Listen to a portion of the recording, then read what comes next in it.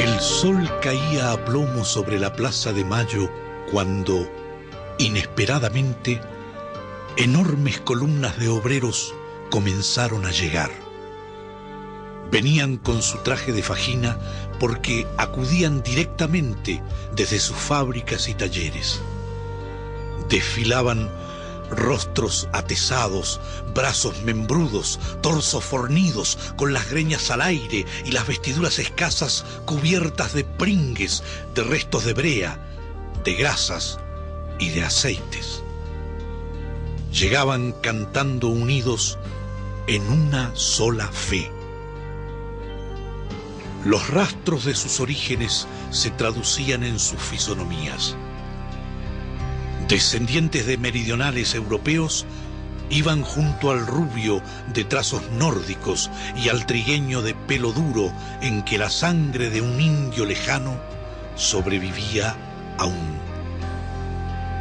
Venían de las usinas de Puerto Nuevo, de los talleres de Chacarita y Villa Crespo, de las manufacturas de San Martín y Vicente López, de las fundiciones y acerías del Riachuelo, de las hilanderías de Barracas. Brotaban de los pantanos de Gerli y Avellaneda o descendían de las lomas de Zamora.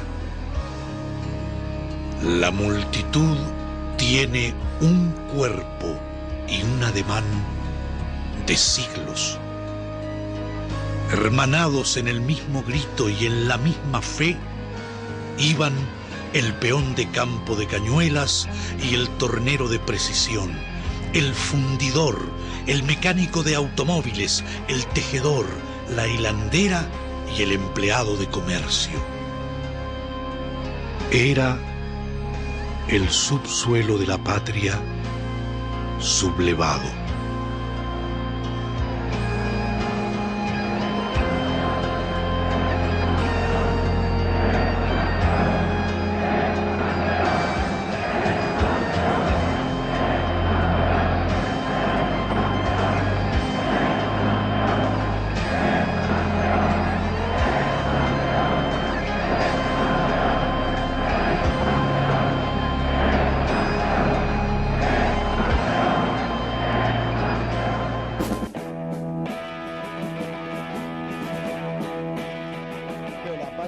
Soy Manuel Valenti, estoy junto a Nico Canosa. ¿Cómo estás? Muy bien, muy bien.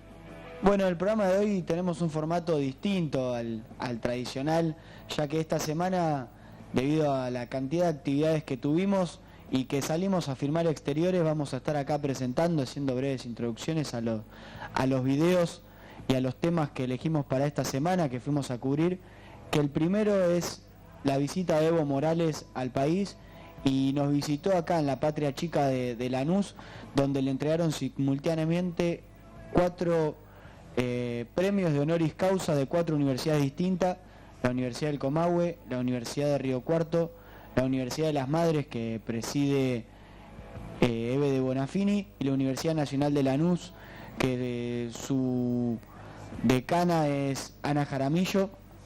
Y bueno, vamos a ir a la primera parte del informe, donde vamos a escuchar las palabras de Evo Morales. Estamos acá en la Universidad de Lanús para cubrir el evento en el cual se le otorgará al presidente de la República Plurinacional de Bolivia, Evo Morales Aymara, el doctorado honoris causa que entrega la Universidad de Lanús. Muy buenas tardes a todos y todas. Recibimos a las autoridades que presiden este acto, en el que se hará entrega de la distinción Doctor Honoris Causa al hermano presidente del Estado Plurinacional de Bolivia, Evo Morales Aymara.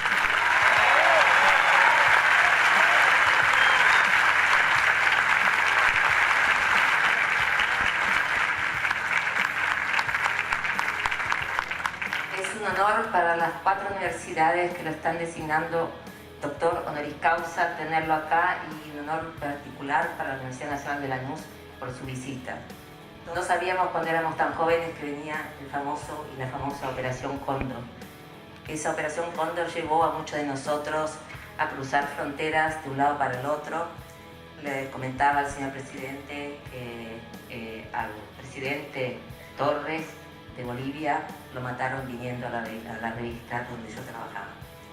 Después lo mataron a Prat y después mataron a los senadores Michelini y Guillermo Ruiz de Uruguay. Esto era un ida y venir y nosotros todavía no sabíamos lo que estaba pasando.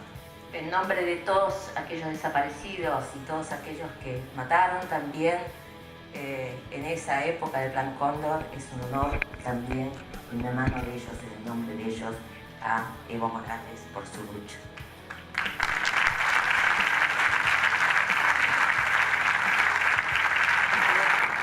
Seguidamente, Juan Trinchero, nacido en Bolivia en diciembre de 1976, durante el exilio de sus padres, entregará una obra del artista Nora Iniesta. Luego la señora Dalal Abd, vicepresidenta de la Comisión de Familiares de Caídos en Malvinas, y el señor Juan Manuel Coronel, veterano de guerra de Malvinas, entregarán el trofeo Malvinas del artista Leo Vinci.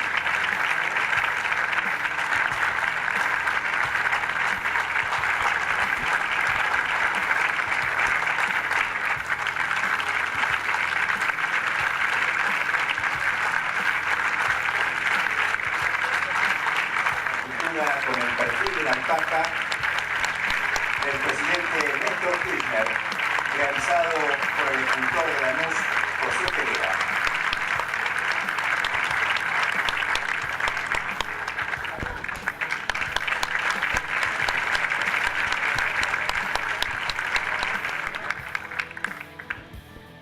Hermanas y hermanos de la República de Argentina, saludar a todas nuestras autoridades, rectoras, rectores, a las madres de la Plaza de Mayo.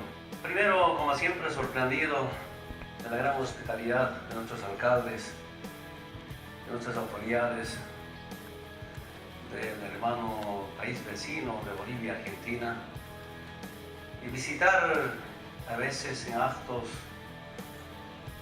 de reuniones de jefe de Estado, a veces en reuniones bilaterales, a veces también con los movimientos sociales, saludar a nuestros dirigentes sindicales de la República de Argentina. Muchas gracias por acompañarnos como siempre, no solo en Argentina, sino también en Bolivia. Y para mí una gran fortaleza, pero también la otorgación del doctor honoris causa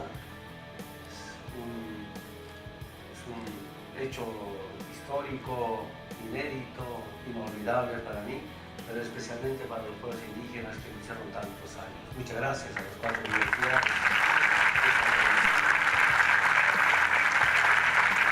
Estamos gestando una gran liberación de nuestros pueblos, pese a las dificultades internas y externas.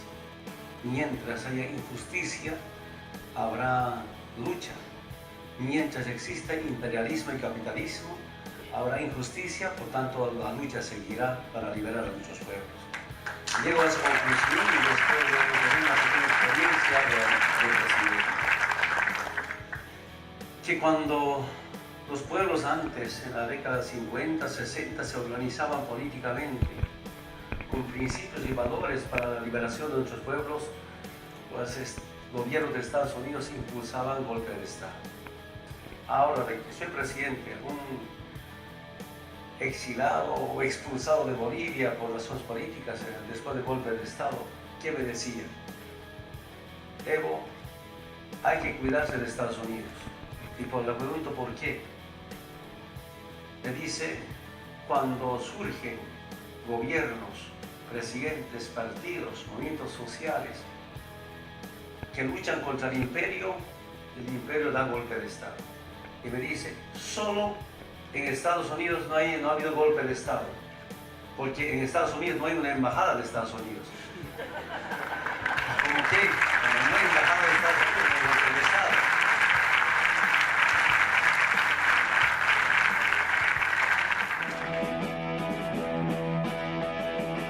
Recién escuchábamos al compañero Evo Morales hablando del papel que tiene Estados Unidos en Latinoamérica y en el mundo, cómo su embajada orquestó y sigue orquestando golpes de Estado. En algún momento fueron militares, ahora lo buscan a través de los medios de comunicación, formándolos de forma institucional, y reflexionaba una frase de Bolívar que la dijo en 1829, se la dijo a un coronel, se llamaba Campbell, que era de su ejército, y le dijo que los Estados Unidos parecen destinados por la providencia a plagar de miserias a la tierra latinoamericana en nombre de la libertad. Y creo que el gran Simón Bolívar, el gran libertador, no se equivocaba, y fue algo que fueron haciendo los imperialistas del norte a través de los años, y lo vimos, como Evo mencionaba, con el Plan Cóndor. Lo seguimos viendo como a través de la Sociedad Interamericana de Prensa orquestan los medios de comunicación de Latinoamérica, llámese Manieto, llámese Clarín, llámese O Globo, llámese Caracol, llámese Globovisión en Venezuela. No sé vos qué opinás, Manu, de esto. A mí lo que me viene a la cabeza es, bueno, esto vos hablabas de Simón Bolívar en el año, o sea, en el siglo XIX, o sea, la vigencia de la lucha, o sea, las mismas luchas contra los mismos poderes, va cambiando la forma. Evo es un hijo de su tiempo, es un hijo de su pueblo, esto de que sus líderes se parecen a sus pueblos, creo que se hace carne cuando lo escuché al decir, la gran responsabilidad es pensar cómo nos descolonizamos, tiene la misma vigencia que en el siglo XIX, pero él nos plantea hacia futuro con esta misma problemática, cómo nosotros nos vamos a descolonizar para adelante, cómo nos descolonizamos de esos medios masivos de comunicación que son órganos de vasallaje cultural, son una forma en la que nos meten ideas, nos forman, pensémonos hoy, nosotros estamos en un medio de comunicación comunitario, cooperativo, pero piensen en esos grandes medios que nos forman, nos enseñan y hasta de alguna manera nos dicen qué pensar, porque están todo el día repitiéndonos supuestas verdades. Y creo que eso es parte de la lucha que se plantean todos los líderes latinoamericanos. Sí, y algo que planteaba Perón en el año 74, cuando presenta el modelo argentino para el proyecto nacional, es que los medios de comunicación sirven para dos cosas: o para envenenar los espíritus de los hombres, o para buscar que se formen y que actúen solidariamente. Bueno, esperamos este paso humildemente generar esa conciencia de la que hablaba Perón y de la que creo que tiene que servir estos medios de comunicación que llegan a todas las casas y que están todo el día prendidos. Es un aparato hermoso la televisión, pero hay que pensar para qué lo utilizamos. Y con esto nos vamos a la segunda parte del informe a Evo Morales. Convocaron como candidato a la presidencia. Ahí en los aeropuertos me encontraba con algunos empresarios políticos. Y los empresarios políticos, no sé, como algo insultativo, algo provocador, me decían: Evo, yo no tengo plata para ser presidente. Yo era candidato a la presidencia. Si ahora yo me pregunto, ¿qué plata tengo para ser presidente? Solo la conciencia del pueblo y la unidad del pueblo boliviano. Todo lo que no tiene derecho, todo lo que no tiene derecho.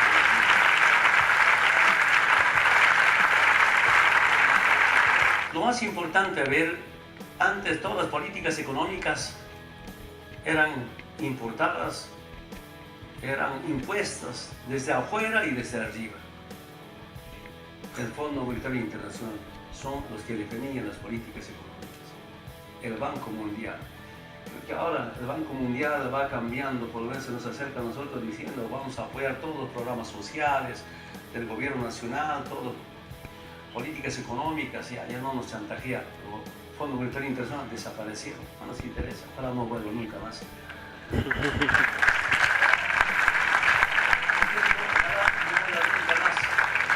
Mira, las oficinas del Fondo Monetario Internacional dentro del Banco Central de Bolivia, con su oficina, ahí decidiendo políticas económicas de privatización, de saqueo de nuestros recursos naturales. En Gran Cuartel General de Miraflores, Estado Mayor de las Fuerzas Armadas, el grupo militar de Estados Unidos, comandando las Fuerzas Armadas.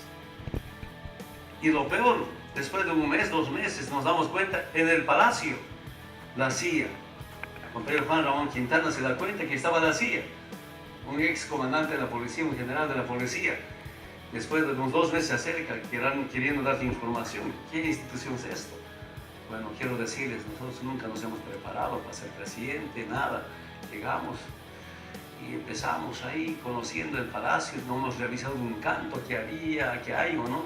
Después de 2 meses nos damos cuenta, la silla estaba ahí, fuera silla.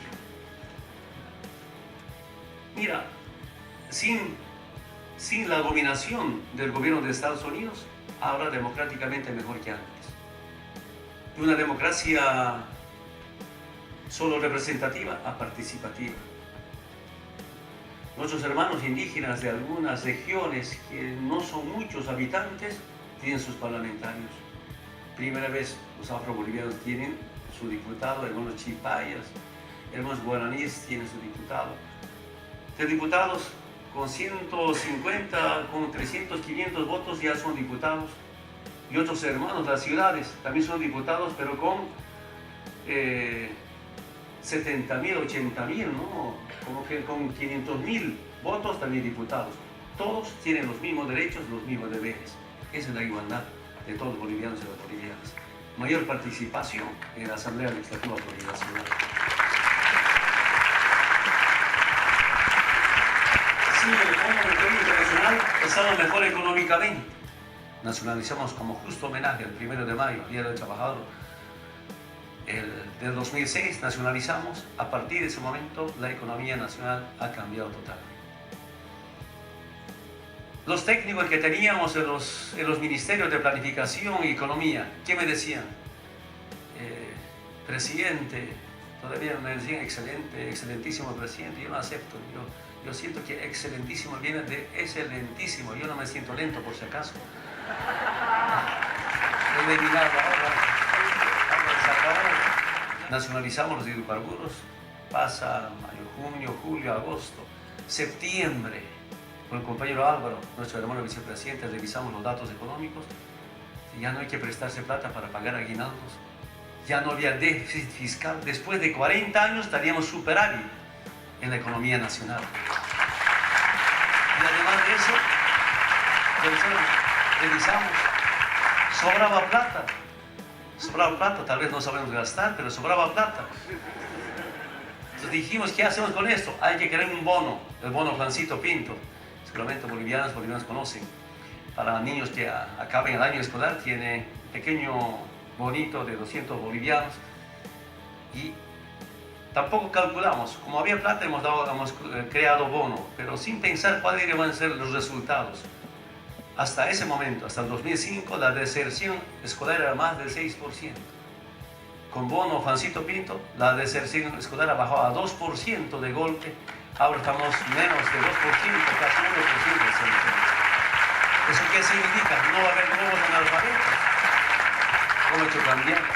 Ya con bonos, con rentas, ahora bono Juan Azurduy para las embarazadas, bono renta dignidad para las personas que han cumplido más de 60 años, porque una cosa son los que se jubilan, ¿verdad? Pero hay transportistas, hay en Bolivia comerciantes, hay agricultores, campesinos, indígenas, nunca han trabajado en servicio público, como en oficinas, nunca conocen jubilación. Para esa gente hemos creado bonos renta dignidad, y ahora esas familias, una vez que cuando tengan 60 años, reciben mensualmente a 250 bolivianos. Para la familia tan pobre, es un respiro. Y esa familia, las abuelitas del campo, de los barrios, antes sus nietos decían, ¿quién será esta vieja? ¿Quién será este viejo? Ahora que tienen platita, los chicos colgados del cuello para sacar recreo de la renta dignidad. Y las abuelas, algunos bien felices. Eso gracias a la nacionalización.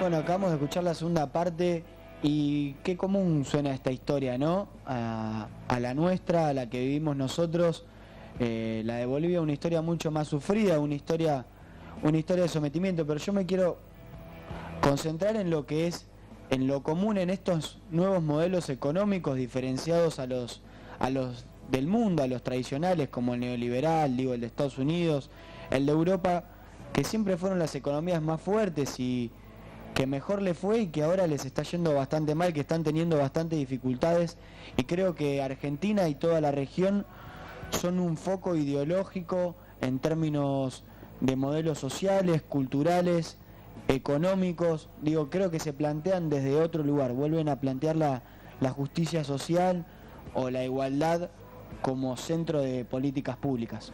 Sí, y no olvidemos lo que decía Evo sobre que el FMI tenía una oficina en el Banco Central. ¿Qué quiere decir esto? Que el FMI durante una etapa de nuestra historia modelaba cómo iba a ser el destino de la economía de nuestros países, y lógicamente el FMI, que es el Fondo Monetario Internacional, tan internacional no lo es, sino que favorece solamente a los intereses de los norteamericanos, y olvidando y sin importar la justicia social, la dignidad de nuestros pueblos, la felicidad, por ende llevando a la miseria, como lo vio Evo, ni bien asumió como presidente, y también como lo sufrimos nosotros en el 2003. Néstor Kirchner asumió con el 25% de desocupación y 50% casi de pobreza. Sí. Y esto es por responder a ese consenso de Washington que se marcó en 1994, orquestado por el FMI, y que en el 2003-2004 Néstor dijo no al ALCA, no al FMI, y empezó a plantear otras políticas económicas, y esto también lo vemos en otras partes de la región. A mí me parece interesante lo que remarca Evo, la crisis institucional, ¿no?, que había en Bolivia, digo, las dificultades para tener una economía propia, para tener decisión política propia, digo, un país que fue siempre tan empobrecido en su historia, digo, también por las cuestiones propias geográficas y sus propias posibilidades de crecer económicamente, un país sin salida al mar. Creo que el tema que remarca él de que hubo cinco presidentes distintos en 5 años y tantos golpes militares, habla de una clara política del imperio norteamericano de desestabilización política, digo, porque si tiene una oficina dentro de la presidencia, del Palacio de Presidencia, y tienen 5 distintos presidentes, digo, algo tendrán que ver porque ellos siguen estando. Y bueno, vamos a ver la siguiente parte de la visita de Evo Morales, las declaraciones de Caló, jefe de la CGT, y de unos compañeros bolivianos militantes también. Compañeros de la Patria Grande que vinieron a ver al presidente Evo Morales, los vamos a dejar que se presenten uno cada uno y que nos cuenten brevemente su experiencia después de la charla que acabamos de escuchar. Somos bolivianos residentes y además pertenecemos a las organizaciones de los pueblos originarios. Y el compañero Evo lo que explicó era el proceso de cómo el pueblo toma conciencia para poder lograr la igualdad económica, la igualdad social, la igualdad de educación y las oportunidades que antes no teníamos porque estábamos bajo los programas de lo que era el Banco Mundial. Explicó bien claramente. Obviamente esto tiene que ver con la solidaridad y pertenencia de los pueblos originarios, y eso es lo que falta a veces acá en lo que es la urbe o el conurbano, y aquellos que crecieron con el sistema europeo, que en este caso es la Argentina o el resto de las cosas. Les quitaron, cuando vinieron de allá, de Europa, lo que hicieron a olvidar su tierra, vinieron acá como si fueran nuevos. Entonces se volvieron individualistas, no tienen pertenencia a lo que es la tierra. Pero siempre nosotros le decimos, a nosotros nos dicen los pueblos originarios, pero nosotros decimos algo más. Nosotros somos los pueblos originarios antiguos, porque somos de esta tierra, pero ustedes son los pueblos originarios recientes. Tienen que empezar a amar esta tierra. Fíjense, descálcense, sáquense los zapatos para que sientan a ver qué calorcito tiene la tierra. Y de esa manera van a empezar a tener una pertenencia natural, que es la naturaleza, valga la redundancia. Pero en los grupos sociales hay que empezar a organizarse bien desde abajo y en comunidad. No hay comunidad, pero hay comunitario. Y lo que es comunitario empiezan a crecer con conciencia. Eso es lo que teníamos siempre, nunca nos dejaron desarrollar en Bolivia. Aquí también la doctora que también es una ciudadana boliviana, está permanentemente en defensa de todas estas organizaciones, ¿no? A mí me sorprende, y es cuando vemos la participación de la mujer en el Parlamento, en el Congreso boliviano. La verdad que tienen una participación sumamente activa las mujeres en Bolivia.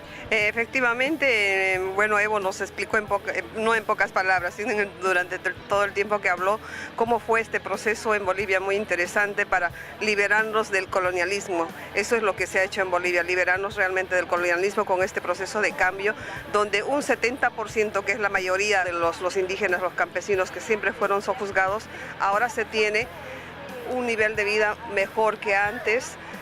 Ha explicado concretamente, incluso con números, de cómo con la nacionalización de los hidrocarburos se ha podido generar recursos económicos en Bolivia, que ahora está beneficiando a la gente que nunca fue beneficiada, porque se dio la inmigración por la tanta pobreza que hubo en Bolivia. Tuvieron que salir muchísimos de Bolivia para venir a habitar acá, muchos residentes sabemos acá.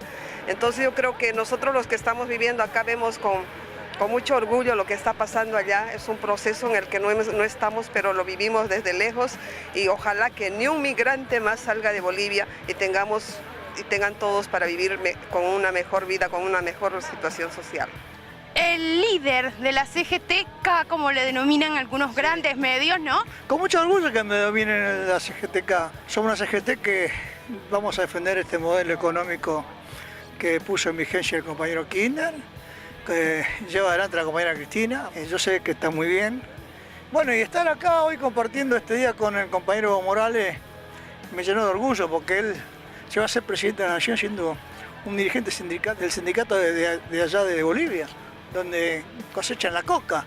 Y reconoció todo el trabajo que él hizo, toda la sencillez con que llegó a ser presidente, cómo se sacó al Fondo Monetario Internacional de encima, como hizo el compañero Kirchner. Parecía una política calcada. Y bueno, aprovecho la oportunidad a ustedes que son jóvenes, llévense en estas jornadas que son importantes, llévense de lo que le pueda transmitir a gente mayor, que es la experiencia. Yo siempre le digo a los chicos como ustedes que hay dos cosas que en la vida no se compran. Ustedes nunca van a poder comprar mi experiencia, y yo nunca voy a poder comprar su juventud. Entonces aprovechemos la oportunidad, que los jóvenes y los que peinamos en cana vayamos juntos para construir esa patria grande que hoy hablaba Evo Morales. Y además hoy un día muy especial, porque además está el compañero Lula también en la Argentina, en un encuentro donde también destacó la militancia, también destacó esta patria grande que es tan importante, ¿no? Esta unión latinoamericana que tenemos ahora, y también el gobierno de los trabajadores, ¿no? También el poder de los trabajadores. Hoy la verdad que he tenido la oportunidad de escuchar a tres grandes trabajadores con responsabilidad, ¿no? Con distintas responsabilidades, ¿no? El compañero Lula, presidente de Brasil, un líder ya mundial. Yo siempre lo digo medio en serio, me lo digo siempre haciendo un chiste, ¿no? Le digo que en el mundo hubo dos presidentes que fueron dirigentes gremiales, y los dos metalúrgicos, Walesa y Lula. Y un día yo hablando con Lula, diciendo, bueno, y el próximo acá en Argentina voy a ser yo. Se reía Lula, ¿no? Pero Lula es un líder de eso, nato, da gusto escucharlo, con la sencillez que explica las cosas. Yo soy admirador de Lula, soy admirador de Néstor, de Perón primero, pero Lula es admirable porque es un laburante, un obrero metalúrgico. Lo tiene tan identificado ser obrero metalúrgico, si vos te fijás le falta un dedo. No hay un metalúrgico que no tenga alguna falange que le falte porque ha trabajado en un balancín. Muchísimas gracias por la nota. Gracias a vos, y te agradezco a ustedes dos la oportunidad que me dan y que le transmiten a los jóvenes que no aflojen nunca y que vayan siempre adelante, que el Papa dijo que ustedes son los que se tienen que revelar. Que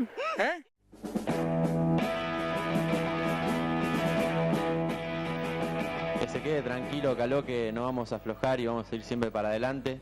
Y en relación al informe, la fórmula peronista es unidos o dominados, y así vamos a seguir forjando esta patria grande, siguiendo el mandato de Perón, que nos dijo, si nos unimos vamos a ser libres, si nos dividimos nos van a dominar, y siempre que nos van a dominar son el imperio norteamericano y sus secuaces, que siempre están al acecho.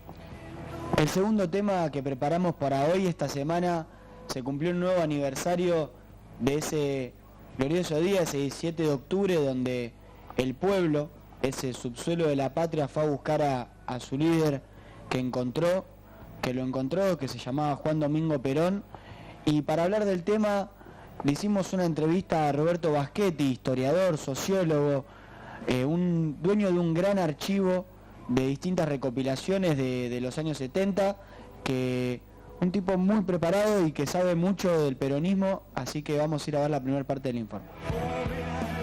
Bueno, estamos con Roberto Baschetti, sociólogo, historiador. Queríamos preguntarte a vos, ¿qué significó política, social y económicamente, ¿no?, el 17 de octubre en la historia argentina? Bueno, evidentemente fue una fecha fundamental para la historia argentina contemporánea. Obviamente estamos haciendo referencia al 17 de octubre de 1945, en el que la clase trabajadora en particular y el pueblo en general piden por la libertad de su líder, el general Juan Domingo, el que después va a ser general Juan Domingo Perón, en ese momento era coronel. Se movilizan, digamos, para que lo liberen porque los sectores reaccionarios que había en el gobierno le habían quitado todos sus cargos y lo habían recluido en la isla de Martín García. Él, con una estratagema, logra salir de ahí, aduciendo una enfermedad, de un médico que firma los papeles diciendo que estaba enfermo y que había que tratarlo en Buenos Aires. Entonces lo llevan al Hospital Militar Central y bueno, ahí ya se empieza a movilizar la gente para ir a verlo y bueno, cada vez es mayor la gente, también la gente se aglutina y se manifiesta en la Plaza de Mayo y se ven obligados a liberarlo y a que él fuera ahí a calmar a la gente, porque esa era la idea, le decían que venga a hablar porque si no la gente acá es capaz de hacer cualquier cosa. Evidentemente, ¿por qué era eso? Es decir, no era casual.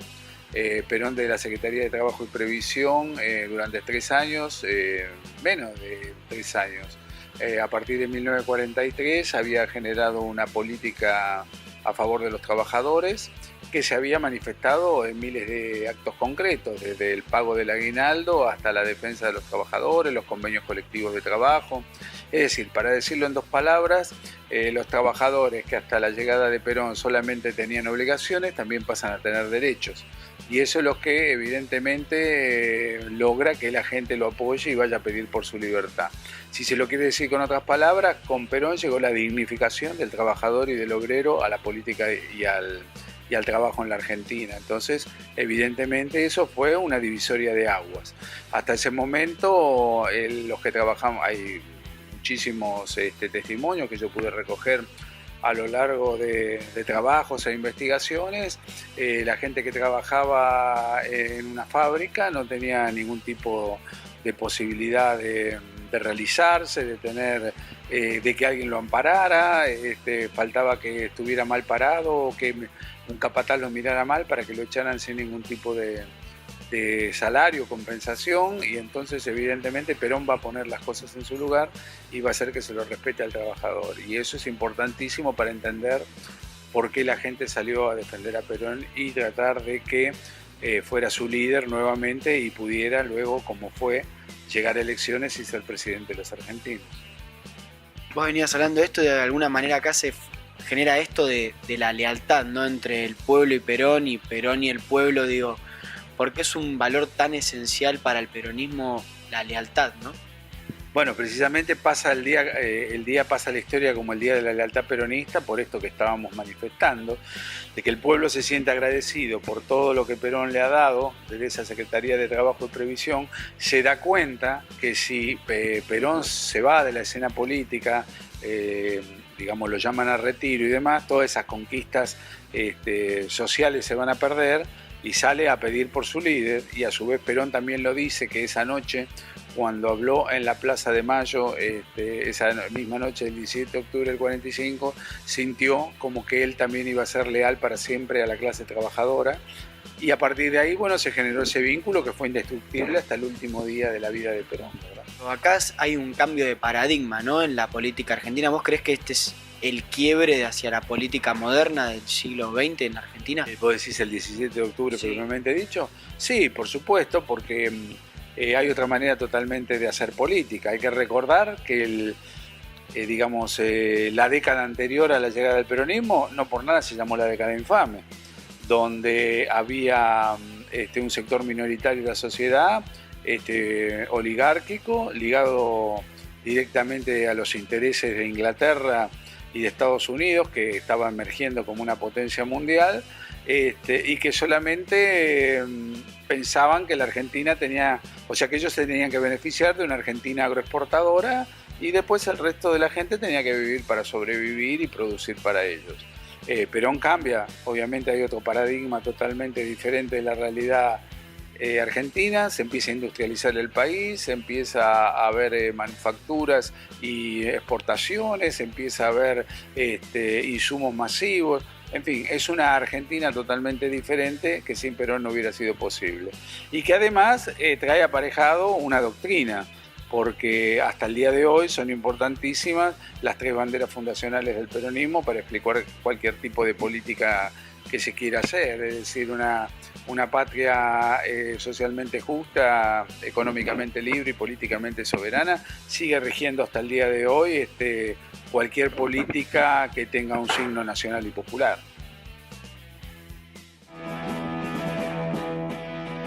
Relacionando un poco el informe primero, donde vimos a Evo Morales decir que en Estados Unidos no hubo golpe de Estado porque no había embajada de Estados Unidos, recordemos también que antes del 17 de octubre, el embajador Braden era el que lideraba la oposición al peronismo, donde Perón da la fórmula Braden o Perón como lo que iba a ser el destino del país, y el pueblo eligió Perón porque representaba los intereses de las mayorías, el hombre que le dio la dignidad a través de la Secretaría de Trabajo, una oficina olvidada durante tanto tiempo, y que él le dio la impronta necesaria, porque el trabajo es el ordenador de la sociedad, el trabajo dignifica, decía Perón, y una de las tantas logros que tuvimos con el peronismo.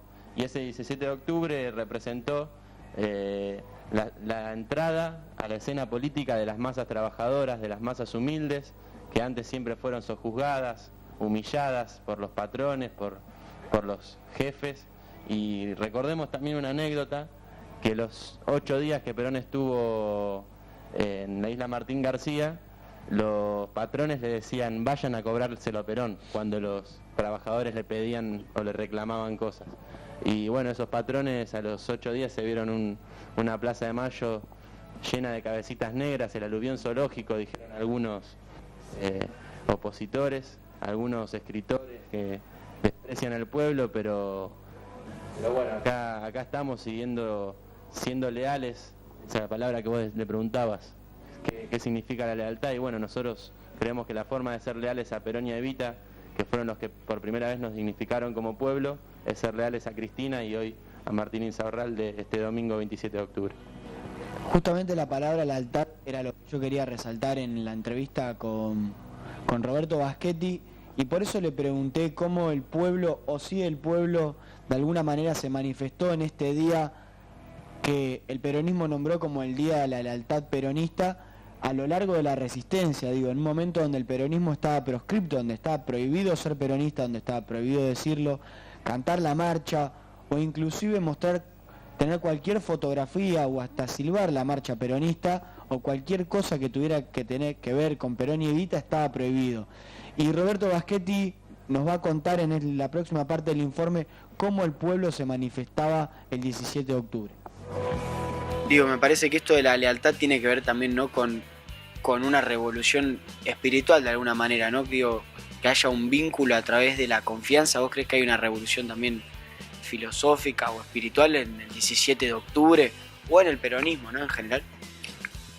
Sin ninguna duda, es decir, ahí está la importancia que tiene el peronismo, porque ¿qué viene? Viene a dignificar al trabajador, a generar conciencia. Y eso fue lo que permitió que aún en los momentos más aciagos, podemos poner por ejemplo la caída violenta de Perón en el 55, donde los que dicen que vienen a restaurar la democracia y la libertad conculcan todos los derechos de los trabajadores, y ellos estaban convencidos de que la gente se había hecho peronista porque un chico había recibido una pelota de fútbol, una mujer había recibido una máquina de coser, o una familia había recibido una botella de sidra y un pan dulce a fin de año. Craso error, lo que la gente se había hecho peronista, no solo por eso, digamos, sino por estas cosas que yo comentaba, sino porque también le había dado la dignificación al trabajador, que además no quedaba en meras palabras o en digamos, en hechos abstractos, sino que todos esos derechos se habían puesto con fuerza de ley en la Constitución de 1949 y protegían al anciano, a la familia, al trabajador, al peón de campo, y todo eso, como te digo, era con fuerza de ley. O sea, hay una Argentina totalmente diferente que emerge a partir de la figura de Perón. ¿Y cuándo fue eso? Cuando Perón sale a la palestra política a partir del 17 de octubre del 45. Hay que pensar que eso, como te digo, fue en esa fecha, y ya en febrero del 46, muy poco tiempo después, gana las elecciones y comienza su primer gobierno, que va a ser hasta 1951, ¿no? Scalabrini Ortiz define como el subsuelo de la patria sublevado, y después de la revolución fusiladora del 55, digo, ese subsuelo de la patria, ¿cómo recordó ese hecho histórico para ellos, donde pasaron a la historia? Vos que tenés un gran material de archivo, una persona que lleva mucho material consigo, ¿hay actos en la época de la resistencia del peronismo? Sí, lógico. Lo primero que hay que decir es que ese gobierno dictatorial, que también siempre hay que remarcarlo, cívico-militar, ¿no? Porque no fueron solo los militares, Roja, Aramburu, Leonardi, etcétera, que destituyeron a Perón, sino que también había todo un corpus de civiles oligárquicos, gorilas, refractarios a todo lo que fuera nacional y popular, que querían volver a la Argentina de la década infame. Yo siempre cuento una anécdota de que cuando Perón se va al exilio, el que toma el gobierno es el general Leonardi. Lo que en ese momento se llamó una dictadura blanda, teniendo en cuenta que después iba a venir la de Rojas y Aramburu, que iba a fusilar y que esa iba a ser la dura. Pero cuando estuvo Leonardi, que estuvo 3 meses nada más, de septiembre hasta diciembre del 55, los trabajadores municipales, un sector de los trabajadores municipales se acercó a la Casa de Gobierno para hablar con el presidente y para que no se dejaran de lado todas las conquistas sociales que se habían logrado con el peronismo. Cuando estaban en la antesala, esperando que los atendiera el general Leonardi, sale de ver precisamente al presidente un contraalmirante de Marina, que siempre los marinos fueron los más gorilas, que se llamaba Rial, de apellido, y despectivamente los mira y le dice: ¿ustedes qué están haciendo acá? No, nosotros venimos a ver al general Leonardi. ¿Por qué lo vienen a ver al general Leonardi? No, porque tenemos una entrevista y lo que queremos es que él nos dé la seguridad de que las conquistas sociales que nosotros tuvimos en el gobierno anterior no sean conculcadas, no sean sacadas, etcétera, etcétera. Ya que el tipo los miró despectivamente, como quien mira basura, y le dijo: sepan, señores, que esta revolución libertadora se hizo para que el hijo del barrendero se muera barrendero, como dejando bien claro, digamos, la diferencia de clase que tenía que subsistir en la Argentina. Bueno, esta era la gente que venía a traer la democracia, que hablaban de dictadura. Perón ganaba las elecciones, ganó la reelección con el 60% de los votos. En fin, ellos estaban convencidos que podían hacer lo que querían, pero no contaron que el pueblo se iba a organizar. Y esa organización se llevó a cabo a partir de lo que después históricamente se llamó, y épicamente, la resistencia peronista. Y esa resistencia peronista sufrió de todo: persecuciones, muertos, fusilados, presos, exiliados, picañados, lo que se te puede ocurrir. Y sin embargo siempre fueron fieles a Perón y siempre pensaron que Perón iba a volver a la Argentina, como realmente pasó después de 18 años de lucha. Y para el 17 de octubre, por ser una fecha emblemática, siempre se trató de manifestarse, aunque nunca se pudo, por esto que te digo, porque la reacción era sangre y fuego.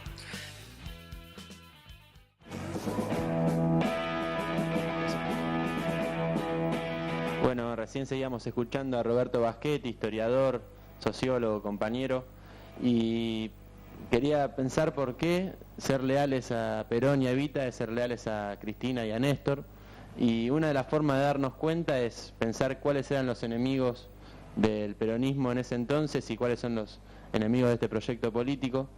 Mencionaba Roberto a los peones rurales, que les otorgó derechos a los trabajadores en todas sus fábricas, y pensaba que la sociedad rural era quien más se opuso a este cambio en el Estatuto del Peón Rural, en el que Perón le daba mejores condiciones de trabajo, mejores salarios, menor cantidad de horas trabajadas. Antes eran casi esclavos o esclavos directamente. Y la sociedad rural es uno de los grupos que más se enfrenta hoy a este gobierno. La sociedad rural que tiene un predio que no paga y que todavía la justicia a través de las medidas cautelares sigue manteniendo vigente que no devuelvan esas tierras al Estado. Y la justicia también en el año 55 legitimó el golpe que derrocó al peronismo de forma de golpe de Estado a través de los militares y también civiles cómplices. También tenemos que pensar la izquierda extranjerizante que mediante recetas importadas quiere adaptarlas a la realidad sin partir de la realidad y allí llegar a la idealidad, como lo hace el peronismo, que a partir de la realidad construye y a partir de esa realidad construye hacia sus sueños, que hoy también lo vemos, el Frente de Izquierda de los Trabajadores saliendo en TN, vemos en sus diarios que citan a Clarín para verificar sus informaciones. Entonces vemos que hay un campo que es casi el mismo, pero con distintos nombres, distintos apellidos, que son los mismos que se enfrentan a un proyecto de país industrializante, que busca que a partir del trabajo se construya la dignidad, que busca que los hombres vivan en solidaridad, y porque el peronismo es cristianismo, el peronismo es humanismo y piensa que la patria es el otro, y que es el lema cristiano que es el amor al prójimo. Entonces tenemos todos esos mismos enemigos o quienes se oponen al peronismo en ese entonces son los mismos que hoy se oponen a este gobierno, y por eso creemos también que es una de las formas de pensar que ser leales a Perón y a Evita es ser leales a Cristina. Sí, aparte pensando en por qué, digo, más allá de la proscripción, más allá de la prohibición, volviendo a lo que Roberto va a seguir contando anécdotas, creo que el pueblo encontró un líder que supo interpretarlo y que interpretó lo que el pueblo quería hacer, digo, porque 18 años de proscripción y que la gente siga acordándose y encontrándose con personas grandes que tienen una infinidad de anécdotas, infinidad de personas que ya amaban a Perón y que más allá que esté prohibido, el sentimiento no lo podés eliminar, digo, porque uno puede eliminar todo lo material que había hecho el peronismo, pero todo lo espiritual, todo el amor que había unido al pueblo y al pueblo con su líder, eso no se pudo eliminar. Y eso creo que fue lo que resistió y lo que ayudó a resistir al pueblo esos 18 años de proscripción, y creo que fue también lo que se vio en la plaza, digo, porque este último 17 fueron todos militantes autoconvocados a la plaza, organizados en su mayoría en organizaciones políticas, y creo que fue en parte a mostrar lealtad a Cristina y en parte a volver a recuperar esa identidad propia que el pueblo tiene y de la que Roberto Baschetti nos va a seguir contando en el informe.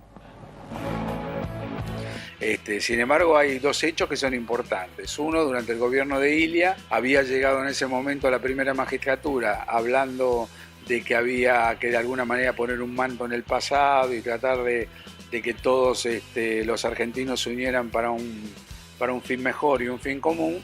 Se vio obligado a que se pudiera festejar, a dejar festejar el 17 de octubre. Y ese 17 de octubre reunió a 100.000 personas en la plaza de Once, en la plaza Miserere, y escucharon una cinta magnetofónica de Perón, y cuentan los compañeros que estaban presentes que cuando empezaron a pasar la cinta y obviamente Perón comenzó su discurso a la distancia que estaba grabado con ese famoso compañeros, un silencio impresionante como quizás nunca lo hubo en una manifestación pública en Argentina.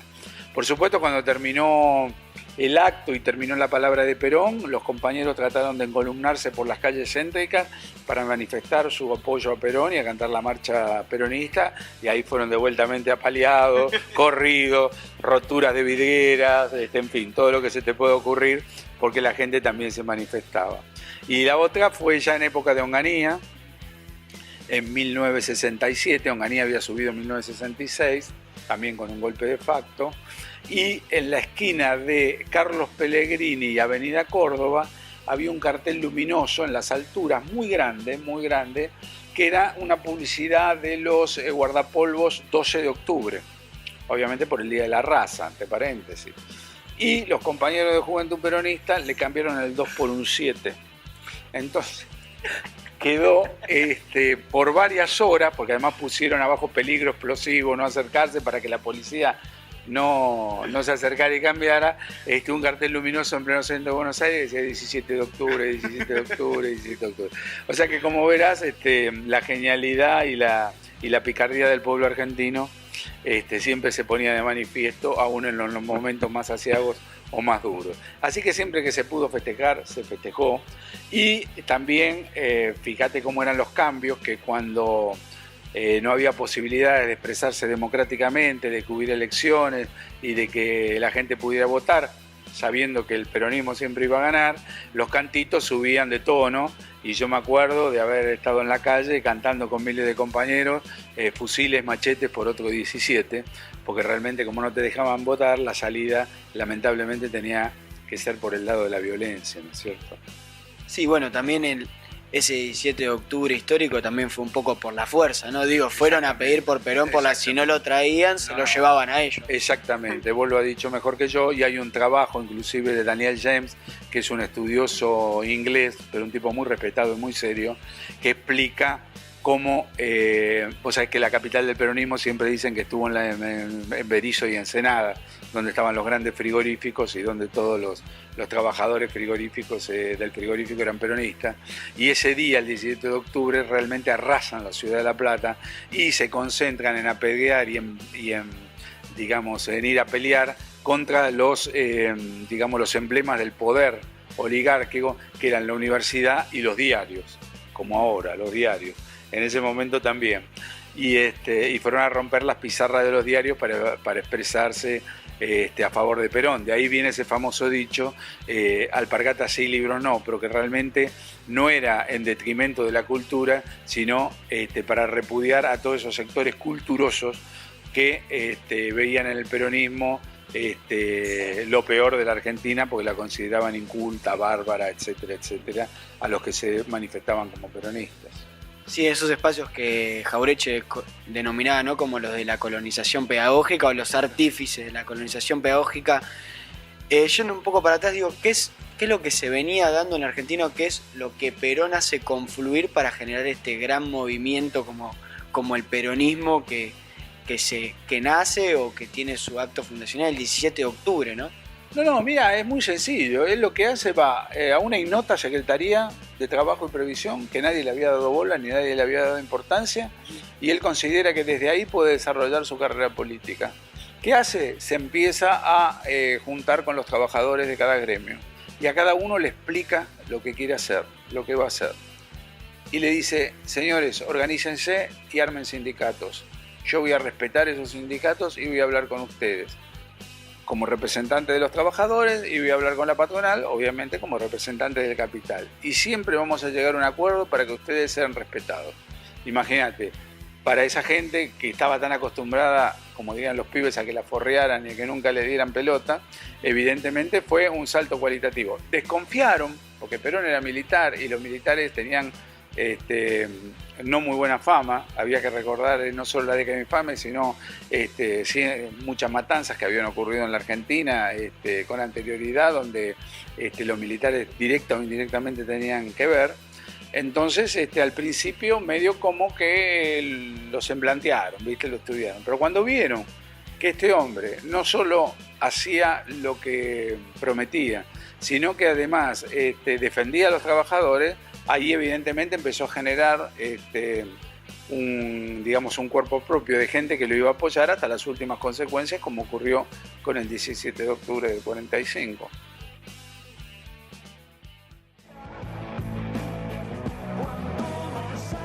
Mejor que decir es hacer, mejor que prometer es realizar, dijo Juan Domingo Perón algún día desde el balcón de la Plaza de Mayo, dirigiéndose hacia los trabajadores.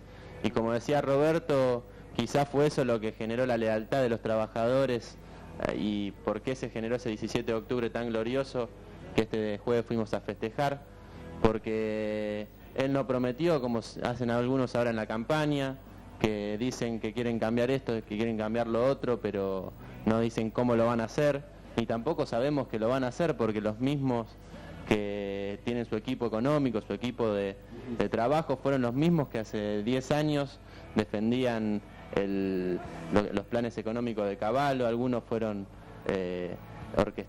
tuvieron relación con el FMI, pensemos en Redrado, no quiero seguir dando nombres, pero sí que el pueblo es leal, que el pueblo tiene esa identidad, que se manifestó ese 17 de octubre porque vio en su líder, Juan Domingo Perón, que se defendían sus derechos, que lo que el pueblo soñaba y siempre le faltó, él se lo estaba dando, y el peronismo es amor, y el amor es darse, y es darse y dar la propia vida, y Juan Domingo Perón y Evita hicieron eso, y Néstor y Cristina están haciendo lo mismo. Yo creo que como el peronismo se inició, se puso en marcha, fue indetenible el cambio, creo que el kirchnerismo ya está en marcha, ya es una realidad, ya es un hecho, y por más que muchos quieran volver atrás, con las conquistas, muchos quieran volver atrás con este movimiento que se generó y que se inició el 25 de mayo del 2003 con Néstor y Cristina, que recoge todas esas luchas históricas y que toma como columna vertebral el peronismo y que no se olvida de eso, creo que ya es indetenible esto, creo que ya es un hecho histórico y ya es historia el kirchnerismo, es presente y también va a ser futuro. Y nos vamos a ir con la última parte de la entrevista a Roberto Baschetti y nos vemos en el próximo emisión del Subsuelo de la Patria. Yendo a este proceso político que se inicia el 25 de mayo del 2003 con Néstor Kirchner, hay una recuperación de la lealtad del pueblo hacia los políticos y de los políticos hacia el pueblo en este proceso. Algo que quizás yo veo que se venía destruyendo en los últimos 30 años en esto de relación pueblo y sus líderes. Sí, por supuesto. Es decir, hasta la llegada de Néstor, la política era mala palabra, era sinónimo de corrupción, era sinónimo de entrega, era sinónimo de que sectores extranacionales como podían ser el Fondo Monetario Internacional, el Banco Mundial, la Embajada de Estados Unidos, etcétera, etcétera, etcétera, te dirigieran la política argentina y pusieran de forros en el medio a los políticos argentinos.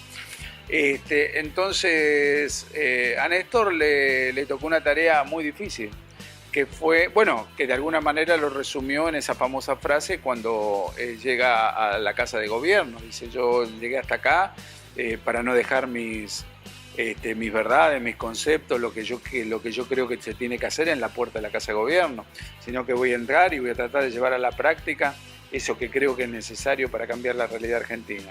Y vaya si lo hizo. Y además con un valor agregado, no solo que cumplió a rajatabla con eso que él quería, sino que reivindicó al peronismo.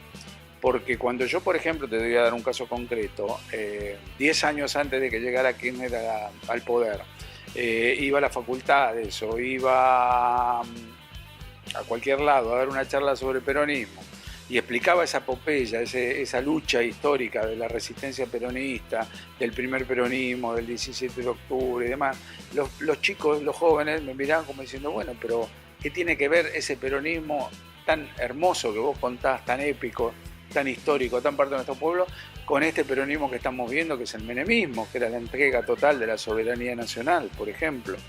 Entonces Kirchner logró algo extraordinario, aunar su peronismo, lo que él consideraba que era peronismo, como lo consideramos muchísimo de la generación de él, con ese primer peronismo que también había llevado esas banderas históricas del peronismo, digamos, a la victoria. Y eso también generó un efecto contagio, porque hizo que muchísimos jóvenes que estaban descreídos se sumaran a la política y vieron que la política puede ser un eficaz vehículo de cambio para transformar a favor del pueblo la realidad sociopolítica argentina. Y eso creo que vamos a estar siempre agradecidos a Néstor, y no por nada cuando él falleció hubo esas manifestaciones populares únicas que yo realmente nunca vi antes y creo que no voy a ver de vuelta mientras esté con vida, ¿no? Vos hablás de que Néstor hace un gobierno de lo que él considera peronismo, hay un acto refundacional del peronismo, pero con una actualización doctrinaria, ¿no? Inminente de alguna manera, no es, los que hoy se dicen que esto no es peronismo, no podríamos hacer el peronismo del 45 hoy, ¿no? Para aclarar un poco los tantos para algunos confundidos que hay dando vueltas. Lo que digan los demás, a mí realmente no me preocupa. Yo no tengo un peronómetro para decir, y ellos tampoco tienen que tener un peronómetro, este es más peronista, este es menos peronista. Pero yo creo que si hay un gobierno que lleva hasta las últimas consecuencias, en el mejor sentido de los términos, las 3 banderas esas históricas del peronismo que comentamos antes, y a su vez toma como propia esa integración latinoamericana, que Perón también la quiso hacer en un momento, en su primer gobierno peronista, con lo que se llamó el pacto ABC, A de Argentina, B de Brasil y C de Chile, y con esos 2 países trató de llevar adelante lo que podía haber sido un proto-Mercosur, digamos. Obviamente no pudo por todos los intereses creados que había del imperio. Bueno, si ahora Néstor I y Cristina luego pueden llevar a la práctica, como lo vemos en todo su esplendor, una unión de la América Latina, y por otro lado, también a nivel interno, defiende a ultranza y hasta las últimas consecuencias las 3 banderas fundacionales del peronismo, es obvio que eso es peronismo por donde se lo mire y no hay que explicar absolutamente nada más. Y este último 17 de octubre, o sea, hablando por ayer, porque estamos a 18, ¿crees que fue un acto de lealtad a un gobierno peronista? ¿El acto de ayer no fue solo conmemorar ese histórico 17 de octubre? Sí, yo creo que fueron ambas cosas, la conmemoración en sí, que siempre existe, y que por suerte en un periodo democrático como es se puede manifestar sin problemas ulteriores, pero por otro lado también me parece que toda la militancia que le viene a decir a Cristina no está sola, aquí está la lealtad de tu pueblo, seguimos adelante, seguimos peleando y vamos a hacer el cambio. Y yo creo que para Cristina fue una caricia en el alma y en el corazón, porque evidentemente estar al frente del Poder Ejecutivo y ser presidente en la Argentina y ser mujer y de alguna manera pelear como peleó ella y su marido contra todos los poderes constituidos fuertes y antipopulares en la Argentina, y haberle ganado a todos hasta este momento, porque sacó del medio a la jerarquía eclesiástica, sacó del medio a la jerarquía militar, está peleando contra el poder judicial enquistado y contra esos medios de comunicación que son verdaderas empresas periodísticas que tratan de manipular la realidad. Es obvio que eso necesita que todos le digamos, Cristina no está sola. Muchísimas gracias por la entrevista. No, al revés, muchísimas gracias a ustedes por molestarse hasta acá, y lo que ustedes necesiten saben que pueden contar conmigo. Bueno, queríamos mandarle un saludo a Juan de Lugano, que tiene 69 años, que nos mandó un abrazo peronista, así que desde acá, desde el Crucero de la Patria, le mandamos otro abrazo y gracias por mirarnos y mandarnos un saludo. Nos vemos el próximo sábado de 7 a 8.